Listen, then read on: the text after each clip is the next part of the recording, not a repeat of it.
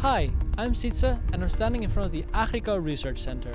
Agrico is one of the biggest Dutch potato companies, with locations in more than 80 countries around the world. Agrico played a big role in helping us develop our iGEM project. Let's head inside.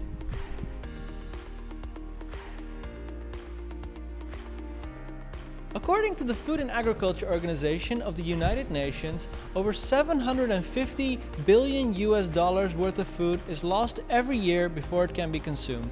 To put that into perspective, that is enough to solve world hunger 3 times over. These numbers are largely due to pests and pathogens, nematodes being one of them. We are Team iGEM Groningen and we are here to put a stop to it. The potato is one of the biggest contributors to the Dutch agricultural sector. It occupies 1/4 of the country's farmlands and receives half of all Dutch agricultural subsidies. In 2017, the Netherlands exported $100 billion worth of agricultural goods, and potatoes contributed $1 billion to this number. This clearly shows how important this crop is for the Netherlands. Parasitic nematodes are the biggest threat to this industry. Among these nematodes, the biggest troublemaker for Dutch farmers is Globodera pallida.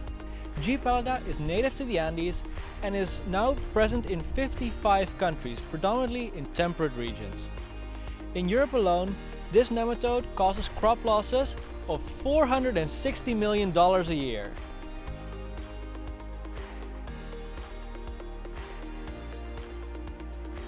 Hi, my name is Fenny, and now I will walk you through the life cycle of Globodera pallida. It involves multiple stages and begins with the eggs hatching in the presence of root secretions called exudates. When the eggs hatch, the nematodes enter the juvenile stage and move towards the root exudates.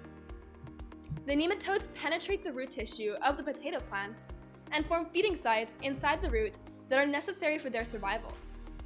When they enter the adult stage, the nematodes consume the nutrients and the water that the potato needs to grow and develop. The females, after fertilization, develop into new cysts, giving rise to 200 to 500 new nematode eggs. In this form, they can survive in the soil for up to 20 years, waiting for the favorable conditions and presence of a potato plant as a new host. There are several methods being used nowadays to fight off the G. pallida in the potato field. However, no method so far has been proven to be fully effective and sustainable. The use of pesticides is a common practice, but it's often detrimental to soil biodiversity. It is therefore slowly being phased out by governmental institutions around the world. Sometimes, farmers apply drastic measures, like flooding the whole field.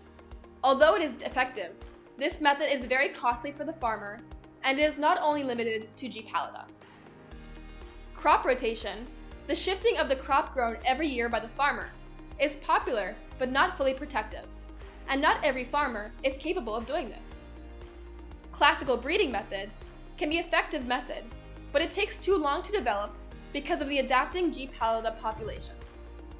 Genetically modified crops are developed faster, but both consumers and governmental institutions don't really consider this to be a safe solution. Considering all of these issues, we decided to develop a different solution, RootPatch.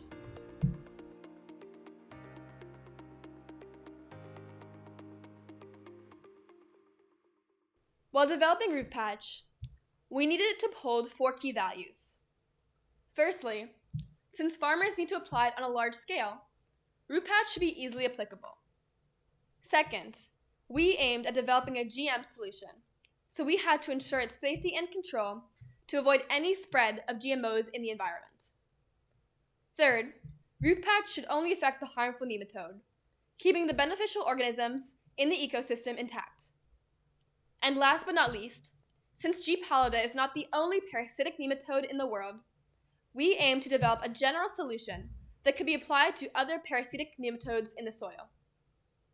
We were brainstorming about how to solve the nematode problem when we got an idea.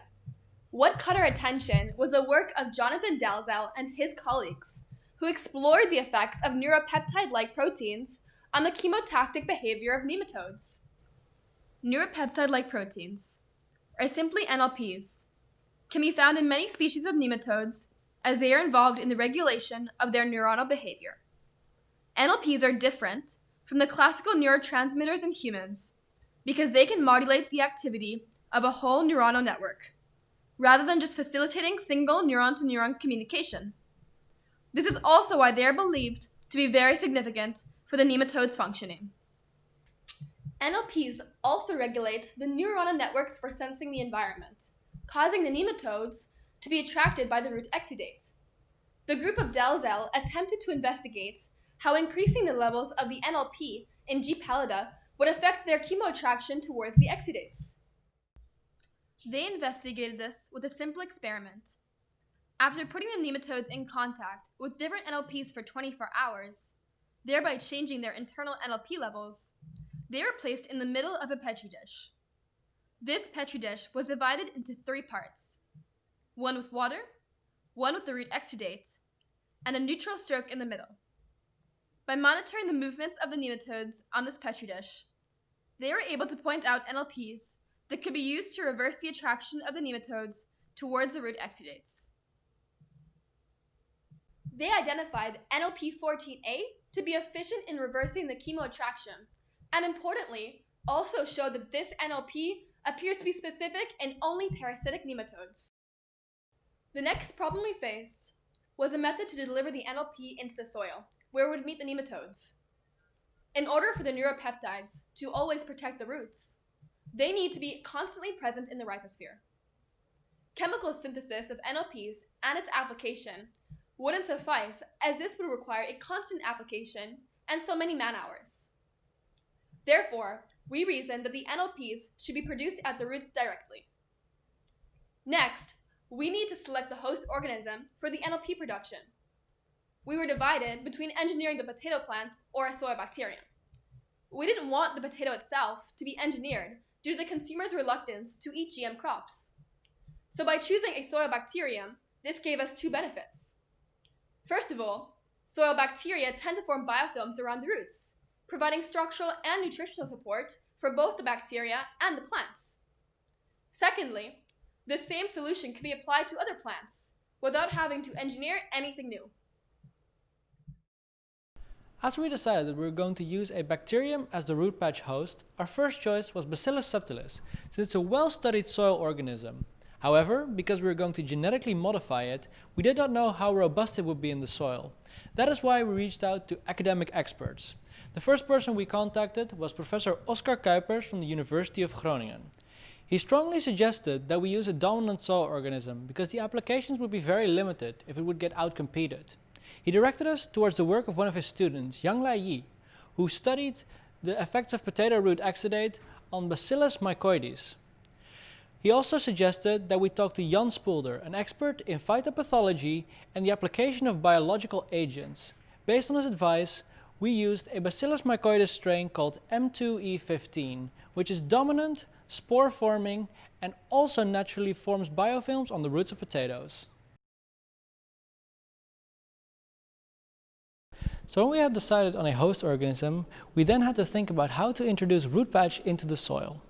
Based on the advice from Jan Spoelder, we decided on a solid bioformulation, since these are easier to apply, easier to store, and cheaper to produce than liquid bioformulations.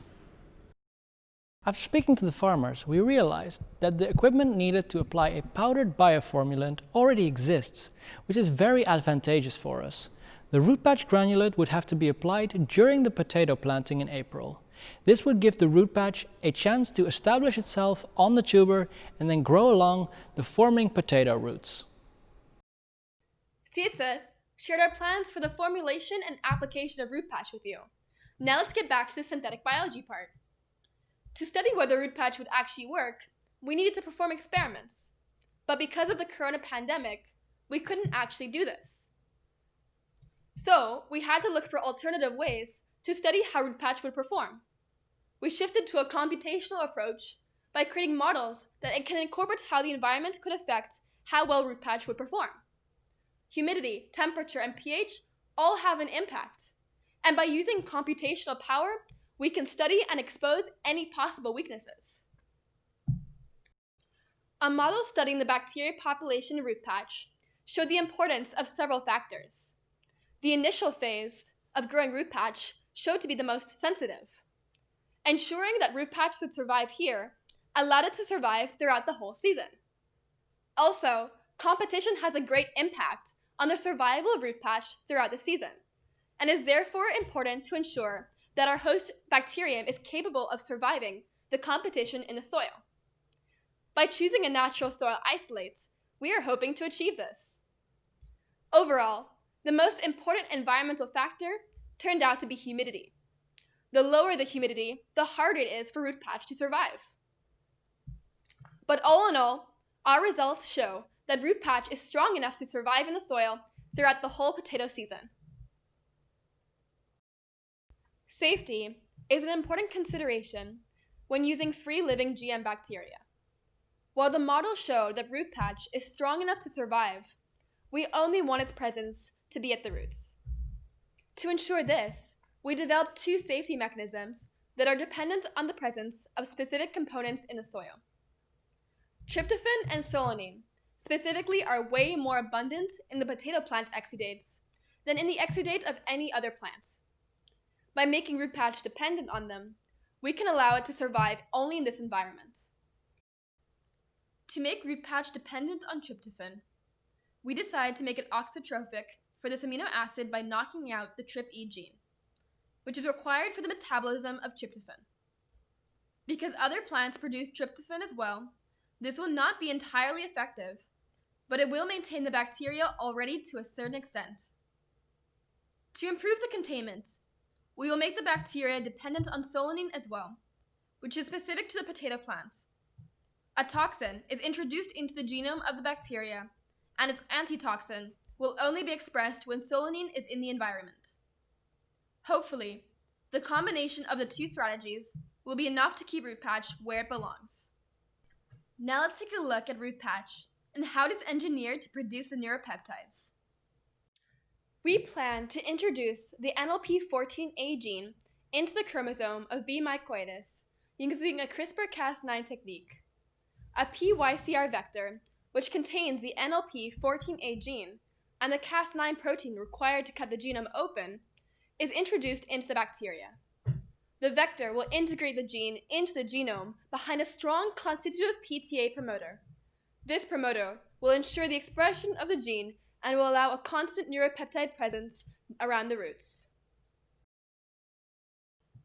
Considering RootPatch can now express the NLPs, let's see how they act on the nematodes. The nematodes hatch and start moving towards the roots after sensing the root exudate that has been released into the soil.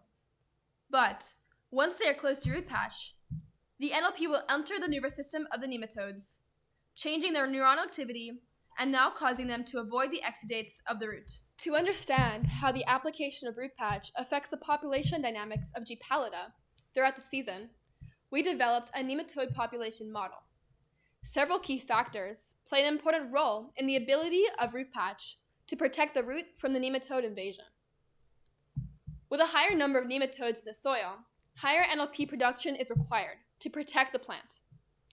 High soil temperatures speed up the life cycle of the nematodes, making them move faster through the soil, leaving less time for RootPatch to react.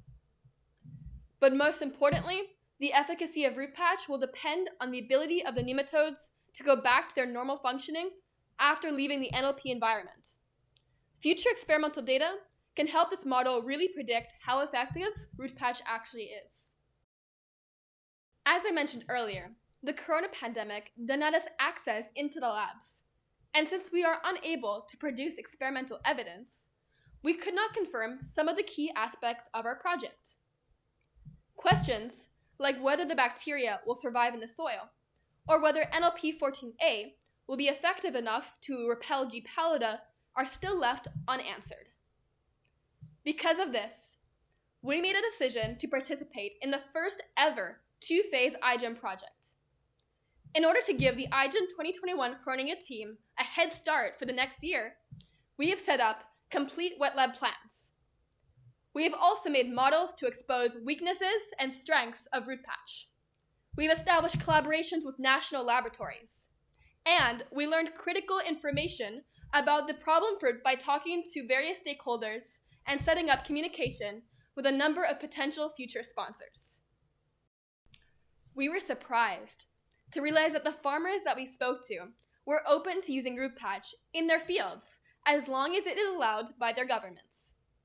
When we spoke to Sjaak Aben from Lam Weston, which is a potato processing company, we were assured that RootPatch can definitely be a solution for the current G. pallida problem. However, there will be hurdles like legislation and public acceptance that need to be overcome. For our outreach program, we contacted Niels Alberts, who works for Science Links, an educational institution that promotes science to the public. He introduced us to Nemo, the biggest science museum in the whole of the Netherlands, which also co-hosts the DNA Dialogue. The DNA Dialogue is a national collaboration of influential Dutch institutions, like the Dutch Institute for Health and Environment and the Erasmus Medical Center. The aim of this initiative is to discuss the ethical implications of human genome editing in embryos. Due to the pandemic, all of their personal events were canceled, and the DNA Dialogue had to be moved online. Our iGEM team designed an online educational platform to still make the DNA Dialogue possible, even in times of social distancing. On this educational platform, we host 2 lessons, accessible for everyone who is interested. Our first lesson provides the learner with a fundamental background on CRISPR-Cas genome editing and its possible applications to treat genetic diseases. In the second lesson, the ethical dilemmas of editing human embryonic DNA will be discussed. The overarching aim of this lesson series is to let the learner form an educated opinion on the use of CRISPR-Cas on human embryos. The unique features of the lesson series are that it is in Dutch and English, so that it can be applicable to a wider audience. It also includes a questionnaire of the Erasmus Medical Center, which collects opinions of the course participants on genetic modification of human embryos. The results of the questionnaire will be used by the Dutch government to create policies on the use of genome editing techniques. By putting our lessons online, we make sure that the activities of the DNA Dialogue continue even during the pandemic. However, our outreach activities this year were not limited to developing this lesson series. We also helped in Discovery Day, where Dutch kids would explore science and perform cool experiments together with supervisors. Our project was featured in EU SynBios and biotechnology.nl blogs, several journals, and interviews, giving us plenty of opportunities to make the people familiar with RootPatch. Now we go back to Siets in the field, where he talks about the future goals of RootPatch.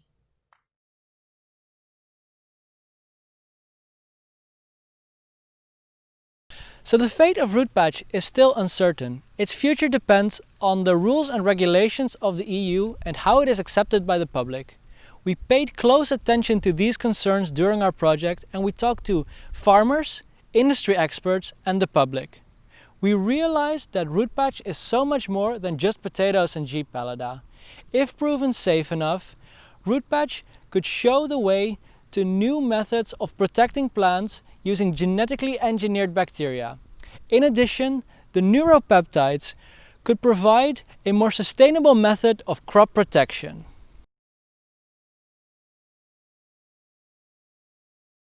But before we get there, we need to dive into the lab and show that this is actually true.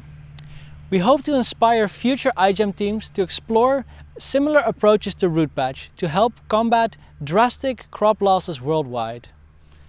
In the end, we would like to thank everyone who supported us during this amazing project.